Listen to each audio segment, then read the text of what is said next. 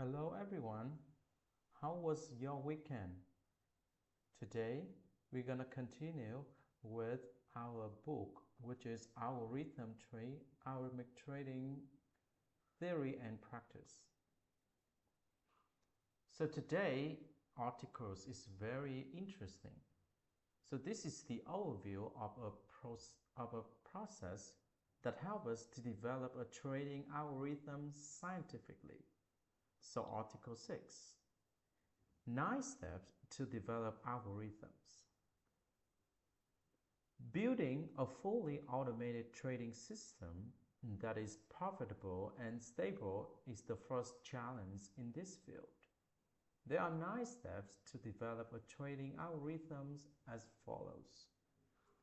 The first step, forming algorithmic hypothesis. Trader begins to develop an algorithm according to familiar investment strategies or market assumptions that will likely bring profits. This step is to break down a trading strategy into a set of statements that execute trading logic to make buy or sell orders. These orders have key information like the order type, price, and volume. After suggesting the trading algorithm, it's possible to move on to the real trading. However, it would be extremely risky and can be a game of chance. To limit the risk, testing phases are required, especially with large accounts. The second step is data collection. In most cases, basic data will satisfy the needs of algorithm development. However, for complex algorithms that may require thick data, financial statements, macroeconomic indices, commodities, or ETF indicators, traders need to collect data before implementing the algorithm. Around the world, data collection has gone so far as using satellite images to estimate cars in a parking lot or to estimate the number of sheep on a farm to predict business outcomes. This goes hand by hand with algorithm development to seek profits. So this is a chart of our algorithmic development process. So at the end, I'm gonna summarize this chart so you can have the basic picture about 9-step process. The third step is data processing. This stage requires lots of effort to ensure that collected data is not duplicated. It also removes data outliers and structural errors to ensure sufficient quality data to develop algorithms. Suppose investor in Vietnam would like to calculate the correlation between PBD shares and crude oil prices. After collecting oil price data, it is necessary to synchronize the time of world oil data with Vietnam time, adjusted for public holidays and any time zones difference. This is a simple example of the data processing operation. The fourth step is backtesting with in-sample data. Backtesting evaluates whether the trading algorithm is profitable. A correct method of testing on the historical in-sample data will give a reasonable expectation of its performance. It also helps understand the algorithm risk in the future. To test past data, the first step is to divide this dataset into two parts, 70% and 30% of dataset.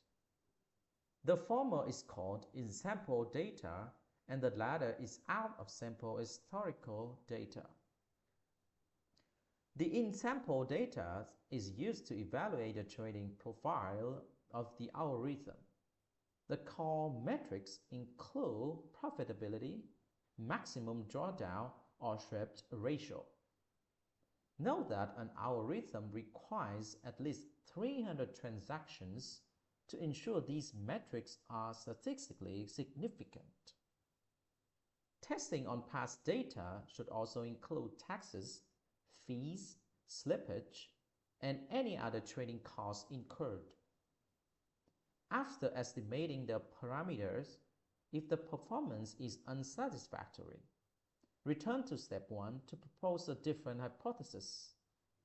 Otherwise, the process can move to the next step. Optimization, that is the fifth step. In this stage, investors make necessary adjustments to algorithm parameters to find the values that optimize the algorithm's efficiency in the target market. It is necessary to test hundreds of different sets of parameters until a stable area is found. It is important to avoid overfitting, that is the set of parameters only use good returns in the past, but will unlikely be the same in real trading. In Vietnam, many focus on finding a set of parameters with optimal profit results in past data to attract and sell trading algorithms to customers. Investors who buy and trade according to these algorithms have no idea they are in a highly risky game. The sixth step is backtesting an out-of-sample past data. After the optimization phase, traders continue to test the remaining 30% out-of-sample data from step 4. This process tests whether the post-optimization algorithms can generate stable profits. If the performance is similar to that of step 5, it's likely a good algorithm with strong potentials. Otherwise, investors should be cautious if they want to proceed. The seventh step, paper trading. This stage tests the algorithm on completely unknown market data. The data comes from the real data at the present until a certain point in time in the future. It is to objectively evaluate the algorithm's performance. If it is similar to that of step 6, investor can move to the next stage of testing on small accounts. Small account test, that is the 8th step. After 7 stages above, it is now possible to deploy the algorithm on a small account to test the performance, as well as the algorithm hypothesis during real trading. This stage also finds possible technical bugs and compares the result with the paper trading stage to make any adjustments if necessary. This period usually lasts 2 months to have a large enough number of transactions and a long enough time to assess the stability of the algorithmic trading system. If the performance profile is still consistent with that of previous stages, investors now have confidence and scientific grounds to apply to real trades. The last step is real trading. At this point, investors can confidently let the algorithm trade at maximum capacity. In the early stages, it's necessary to monitor the operation and fix any technical bugs that may arise. After 3 months, investors can officially launch a new trading algorithm if the operation proves stable. Don't forget to get a cool and catchy name for your brand new trading algorithm. So let's look at the diagram here at figure 2 and summarize key points of each step. Thus, you can understand the 9 steps process. First one here, as you can see, is forming algorithm hypothesis. Beginning by translating ideas in the algorithmic logic.